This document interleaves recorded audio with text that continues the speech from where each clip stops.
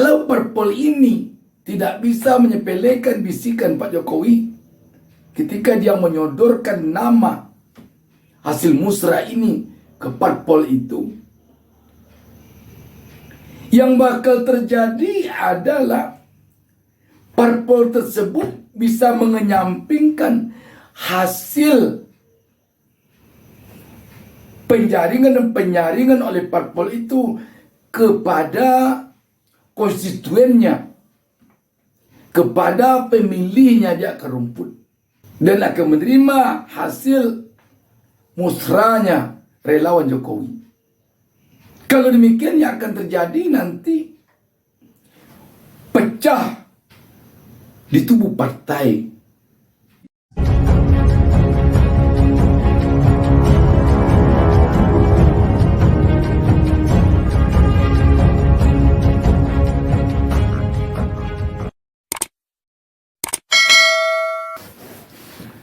Assalamualaikum warahmatullahi wabarakatuh.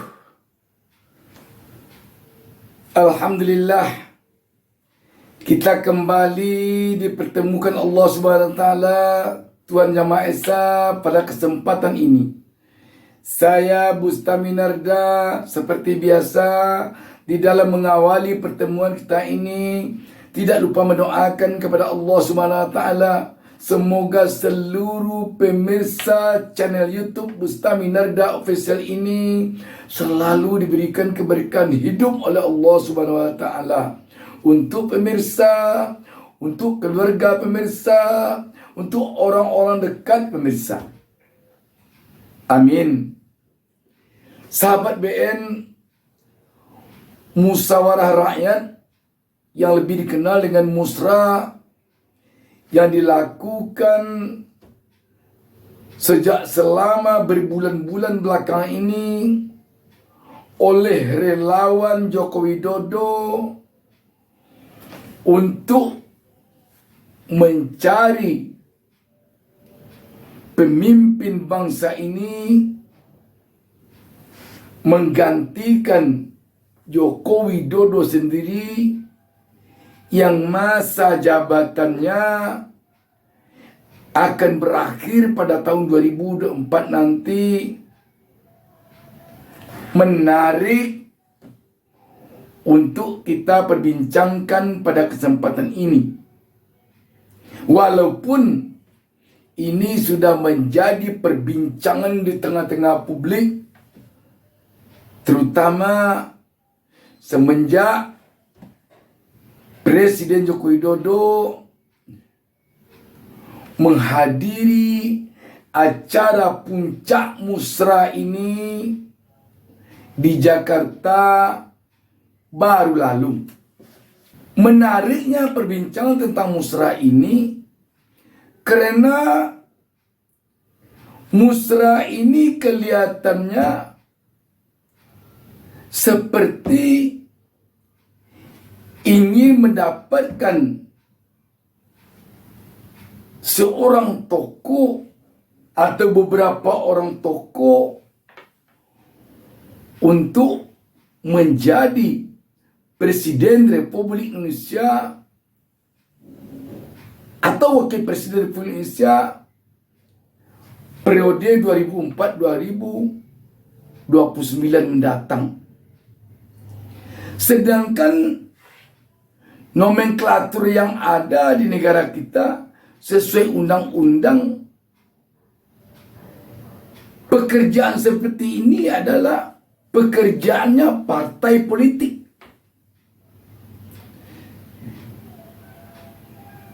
Yang diberi kewenangan oleh undang-undang untuk menjaring dan menyaring tokoh-tokoh bangsa guna dicalonkan nanti sebagai calon presiden atau wakil presiden. Itu adalah kerjaannya partai politik, bukan kerjaannya relawan. Tetapi ini terjadi pada relawan Relawannya relawan Presiden Jokowi. Sekali lagi ini relawan Presiden Jokowi. Sebenarnya seperti banyak diperbincangkan oleh publik, seorang politisi dikala dia menjadi capres, memang dia punya relawan sesuai dengan kebutuhan bagi seorang calon presiden atau wakil presiden ataupun gubernur, wali kota, dan bupati. Semenjak kita memakai sistem pemilihan langsung. Tetapi begitu seorang politisi telah terpilih, telah dilantik menjadi pemimpin bangsa, dan dia tidak lagi seorang politisi tetapi menjadi seorang negarawan, karena dia tidak lagi milik sekelompok orang yang memperjuangkannya untuk memenangkan pilpres, tetapi sudah menjadi milik seluruh bangsa di negara Republik Indonesia ini. Maka dengan sendirinya relawan tentu telah bubar. Sebab kalau dia masih juga punya relawan, dikhawatirkan relawan ini nanti akan mempengaruhi presiden di dalam mengambil kebijakan, di dalam menentukan arah pembangunan. Demikian juga di dalam menentukan kebijakan pembagian kue pembangunan kepada rakyatnya. Sebab apapun alasannya, yang namanya relawan seorang calon, kendati pun calonnya telah jadi pemimpin bangsa, dia akan tetap berpikir bagaimana sakitnya dulu menggolkan calonnya ini menjadi pemenang. Hatinya akan juga membawa luka ketika dia diserang oleh lawan-lawan politik yang lain di saat berjuang memenangkan jagoannya ini. Inilah sesungguhnya pertimbangan bahwa seorang politisi dikala dia menjadi capres atau cawapres, dia punya relawan, tetapi setelah dia memenangkan pertarungan, dia tidak lagi menjadi politisi, tetapi telah menjadi seorang negarawan, telah menjadi milik seluruh bangsa, baik warga negara yang dulu memilih dia ataupun yang dulu tidak memilih dia. Ketika itu dia tidak lagi harusnya dipengaruhi oleh relawannya. Ketika dia tidak lagi harus dipengaruhi oleh relawannya, agar dia benar-benar bisa bersikap adil terhadap seluruh rakyat yang dipimpinnya, terhadap seluruh daerah yang menjadi wilayah hukum dia, maka dia harus lepas dari lingkaran relawannya. Sebab relawannya sudah seluruh rakyat Indonesia. Tetapi yang terjadi semenjak Presiden Jokowi menjadi presiden, dia tetap secara resmi punya relawan yang terorganisir, punya pendukung semua orang, semua pejabat negara tentu punya pendukung. Anggota DPR punya pendukung juga. Kepala desa punya pendukung juga. Tetapi kalau hanya pendukung, tentu tidak terorganisir. Kalau relawan dia terorganisir, kita lihat Pak Jokowi sebagai ketua dewan pembina atau sebagai apa dia itu. Ada ketua umumnya, ada sekjennya, ada jajarannya sampai ke bawah, terstruktur dengan rapi. Ini merupakan sebuah kekuatan di luar jajaran yang telah diatur oleh negara sesuai undang-undang.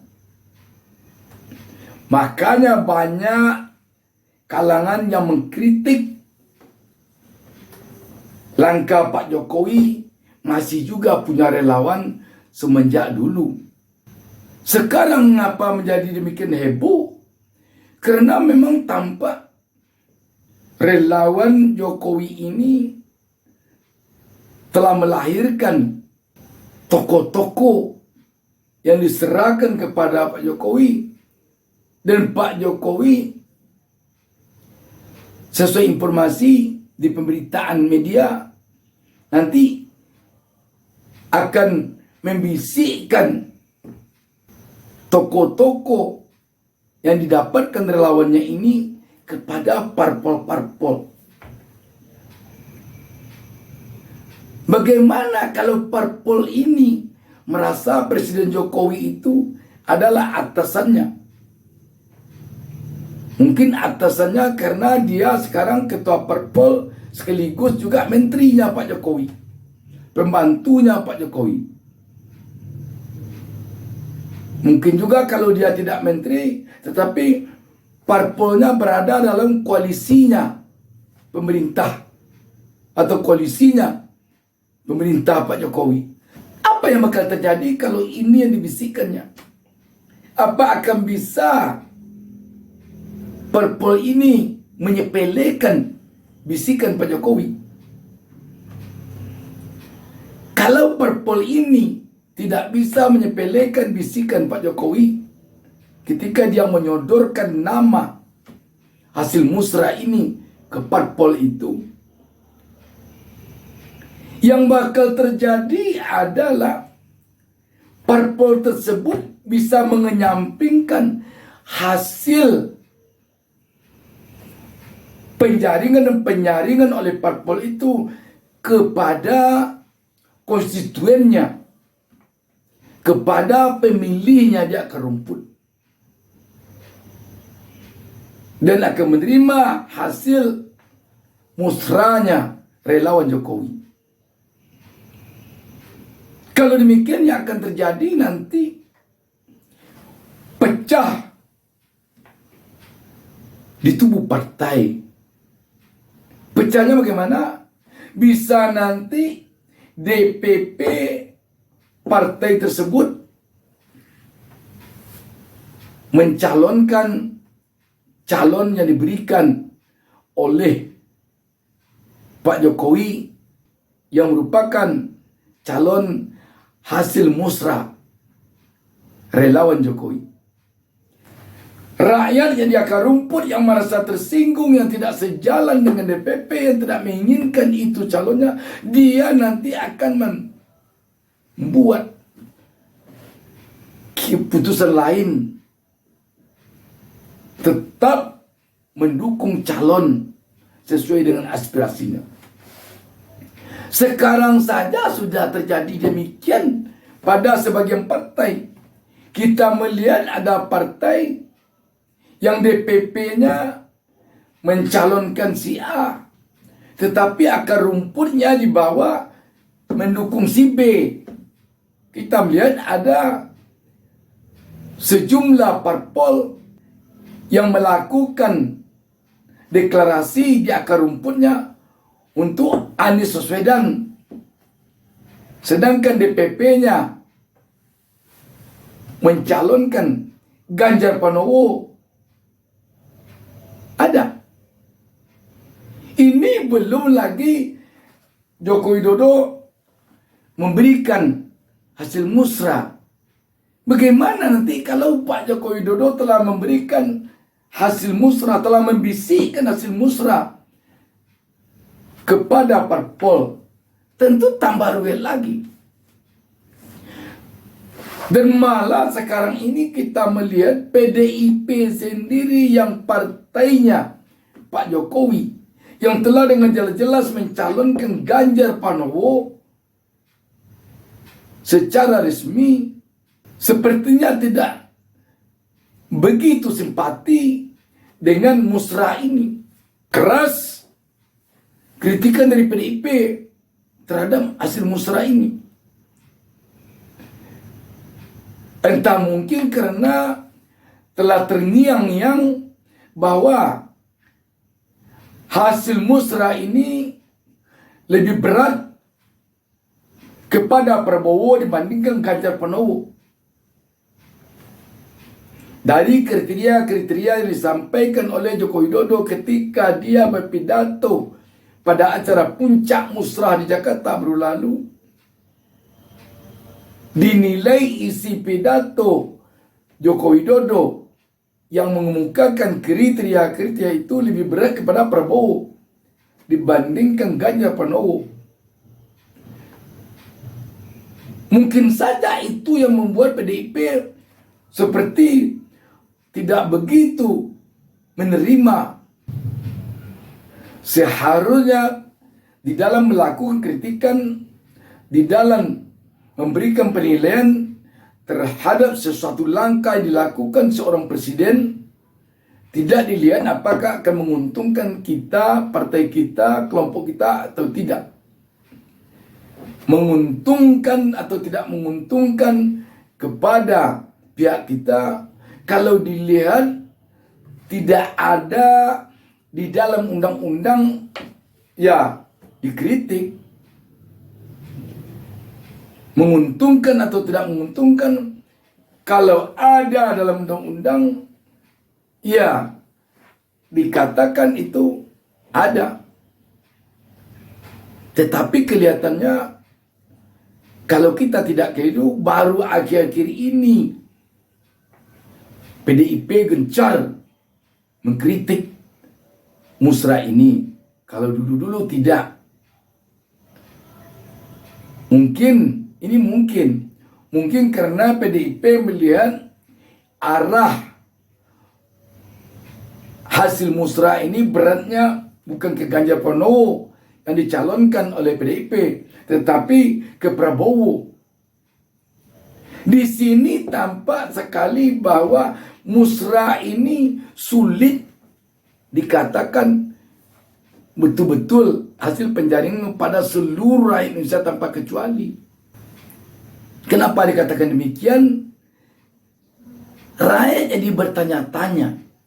Sekarang yang sudah muncul ke permukaan sebagai tokoh yang akan maju di Pilpres nanti ada 3.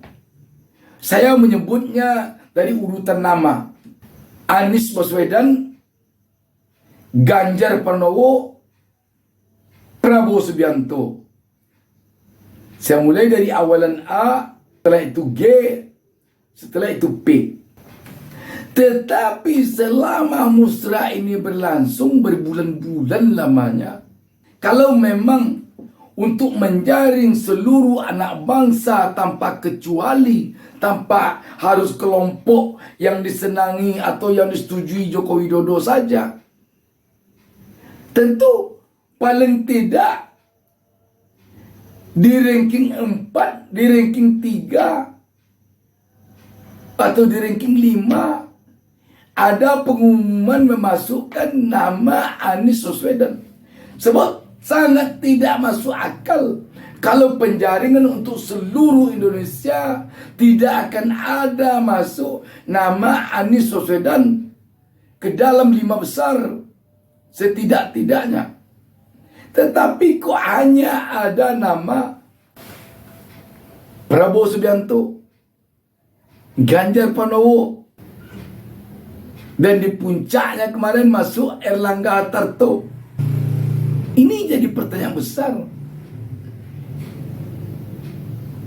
Kalau begitu, bisa jadi rakyat berkesimpulan bahwa musrah ini adalah untuk memperkuat legitimasi terhadap tokoh yang disukai oleh Joko Widodo. Anies Baswedan yang selama ini dikenal tokoh yang tidak disukai Joko Widodo untuk maju sebagai capres tidak masuk. Karena musrah itu Berarti musyawarah rakyat tentu seluruh rakyat tanpa kecuali, tidak dibatasi oleh partai, tidak dibatasi oleh suka tidak suka. Karena yang mengadakan musra ini adalah relawan Jokowi, tentu juga publik nanti akan bertanya, dari mana pendanaannya ini? Pendanaan dari pelaksanaan musra ini. Sebab ini perlu pendanaan yang cukup besar juga. Karena tim musra ini, terutama yang dari pusat, tentu berkeliling ke seluruh wilayah Indonesia. Dari mana pendanaan ini? Kalau dari APBN, secara resmi tentu tidak mungkin. Karena nomenklaturnya atau mata anggarannya ini tidak ada di APBN atau di APBD.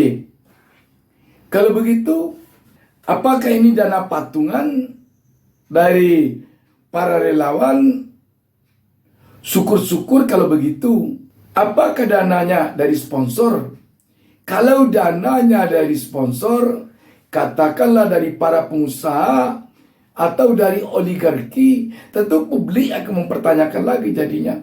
Apakah musra ini termasuk keinginan dari oligarki? Demikian, wassalamualaikum warahmatullahi wabarakatuh. Jangan lupa subscribe. Jangan lupa subscribe. Jangan lupa satu